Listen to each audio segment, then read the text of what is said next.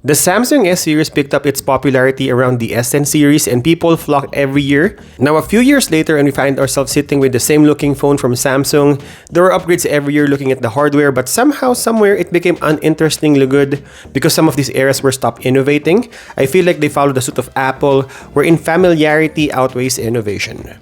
So today we will talk about all the good and bad things about Samsung Galaxy S25 over the past year. And now that S26 is almost here, the price of this phone might dip down. Is this phone still worth it? Let's start to discuss the bad things about this phone because I feel like even though it's a flagship phone, there are still some shortcomings from a regular flagship that could have been mitigated over the years, but we still have it. The first con of this phone is the boring design. It's probably the influencer's fault too because we overly hype the minimalist looking design of Galaxy S23 from the previous bulky camera modules of S20, S21 and S22. Samsung probably stick to their guns over the past 3 years and gave us a similar looking triple camera circles at the back of the phone. They're just changing the colors of the metal chassis, but it's the same boring slab, same button, same layout, same camera module, nothing is different. The second con is the boring 3x optical zoom, and when I say boring, they kinda have this for the last few years, I can't remember. I know ever since the regular flagship will have 3x optical zoom and it's probably the same sensor for the last 2 to 3 years. Nothing is different on this. Again, they stopped innovating on some of the areas and the optical zoom got hit with this. For the same price, you will have Xiaomi 15T Pro. Again, it's a Pro version but it gives you 5x optical zoom for the same price. The third issue here is the battery life. You cannot beat physical battery capacity, and now that we have silicon carbon batteries, this is more dense and you can pack more milliampere on a smaller size.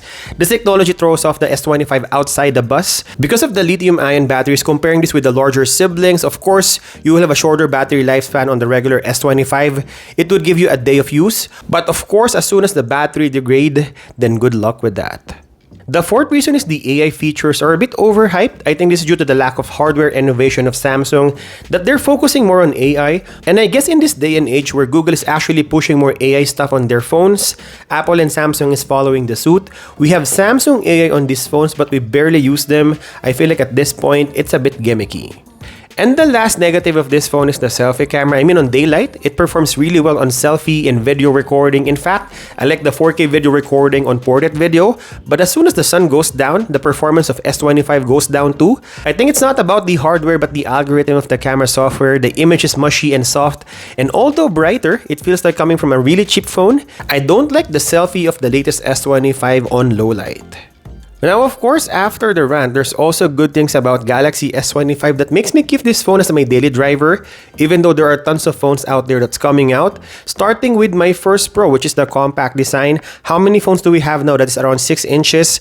Galaxy S25 is around 6.2 inches and still considered a small phone at this point in time. Together with iPhone 17 and Pixel 10, these phones are considered in a small phone category. I understand that bigger phone sells out, but there are people like us that still want smaller phones to be our everyday driver, and I'm glad that Samsung did this. And aside from the size, it's also a good 6.2 inches AMOLED screen. It's a dynamic LTPO AMOLED 2X with 120Hz refresh rate and 2600 nits of max brightness.